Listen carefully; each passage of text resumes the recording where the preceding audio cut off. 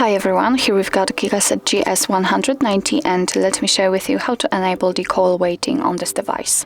So first of all, let's enter the dialer, and it doesn't matter if you will be on the contacts, recents or favorites. Just tap on this three-dot icon in the right upper corner and tap on the settings.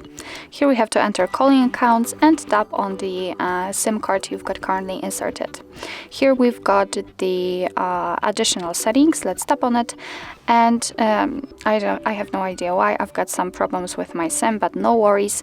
If you will enter the additional settings, you will have the call waiting option activated. So in order to turn it on, just tap on the switcher here, and since this spot will be near the right side, then it means that it is turned on, so your device will notify you during a call about any other incoming calls.